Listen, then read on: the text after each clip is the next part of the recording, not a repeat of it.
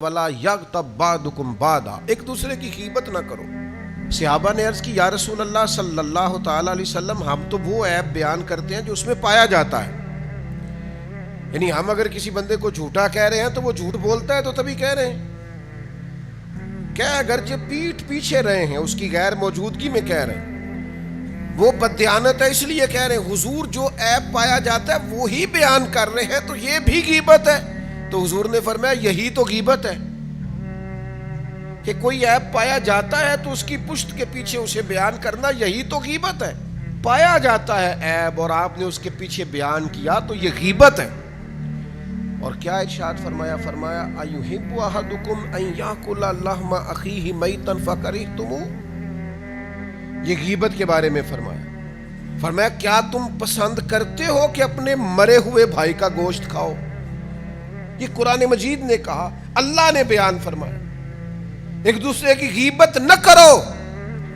کیا پسند کرتے ہو کہ مرے ہوئے کا، ایک تو مر گیا اور پھر یہ کہ انسان مر گیا، پھر اس کا گوشت کھانا، اور پھر غیر نہیں، وہ اخی ہے، تمہارا بھائی ہے، پسند کرو گے؟ فکرہتموہ، خود ہی قرآن نے کہہ دیا تم اسے کراہت کرو گے، تم اسے برا جانو گے، تمہیں یہ پسند نہیں ہے۔ تو واتقوا اللہ، پھر ڈرو اللہ سے، پھر غیبت نہ کرو، پھر چغلی نہ کرو، پھر لوگوں کے عیب پھٹوں پہ، چوکوں پہ، گھروں میں، چوراہوں میں، گلیوں میں، اپنے اپنے قریبیوں میں بیٹھ کر عیب نہ اچھالو، پھر نہ لوگوں کا برے لفظوں کے ساتھ ذکر کرو۔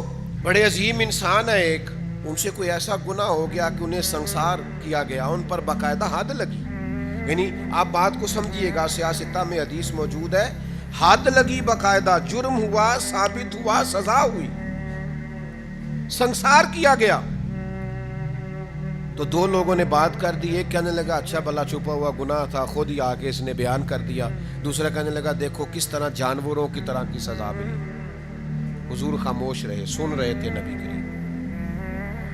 بعض چیزوں کے بارے میں شریعت کے احکام اتنے سخت ہیں اور ہم ہیں کہ اس میں پوری طور پر ملوث ہیں، باز ہی نہیں آتے۔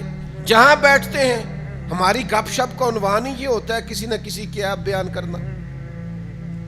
نبی کریم علیہ السلام نے ان دونوں کی بات سنی، تھوڑا سا آگے جا کے نا اللہ کے حبیب تشریف فرما ہوئے، یہ ذرا انداز آپ نے ملاحظہ کرنا ہے، یہ سیاستہ میں حدیث موجود ہے۔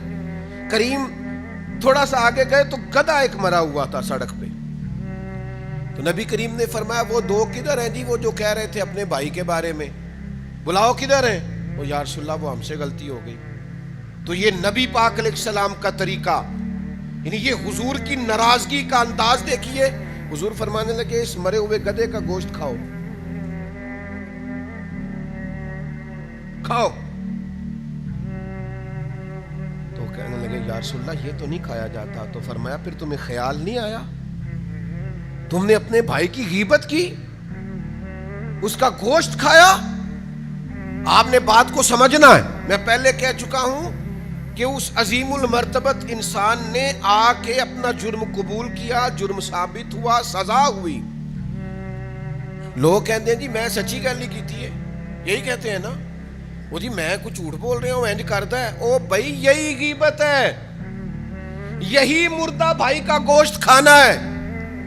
یہ جو بڑا پکا پیٹا ہو کے کہہ رہا ہے نا او جی میں سچ ہی بول رہا ہوں، تو یہ جا کے اس کے منہ پہ بولنا، یہ ادھر کیوں بول رہا ہے؟ آ کر جرت سامنے کھڑا ہو، میدان میں آ، طاقت تو تیری یہ ہے نا تو سامنے بات بھی نہیں کر سکتا، تیرے اندر ہمت ہی نہیں، تو بزدل ہے، تو گھر میں بیٹھ کے بات کرتا ہے، اپنے قریبیوں میں بیٹھ کے بات کرتا ہے، سامنے آ، میدان میں بات کر اس کے سامنے، اگر سچی ہے تو جرت کر۔ پھر یہ آپ غور کریں، جرم ثابت ہوا، اس پر سزا کا اعلان ہوا، سزا ملی، سزا ملنے کے بعد وہ شخصیت وصال کر گئی، انتقال کر گئی، اس کے بارے میں بات ہوئی تو نبی کریم اتنے ناراض ہوئے، حضور فرمانے لگے تم یہاں اس کے بارے میں باتیں کر رہے ہو اور وہ جنت کی نہروں میں غوطے لگا رہا ہے۔ جرم ہو گیا تو کیا ہوا، گناہ ہو گیا تو کیا ہوا، اس کی توبہ کا انداز بھی تو دیکھو نا، دیکھو نا وہ کیسے آیا ہے، اظہار کیا۔ تم یہاں باتیں کر رہے ہو، وہ تم جن لوگوں کے بارے میں باتیں کر رہے ہو، جنت کی نہروں میں گوتے لگا رہے ہیں. تو ہمارے رویے، ہماری غیبتیں، ہمارا انداز بعض اوقات اتنا کمزور ہوتا ہے کہ وہ سمجھ ہی نہیں پاتے کہ بھلا ہم کیا کہہ رہے ہیں. تو ذرا کسی کے بارے میں بات کرتے وقت، غیبت کرتے وقت تھوڑا سا نا سوچ لینا چاہیے، تھوڑا غور کرنا چاہیے.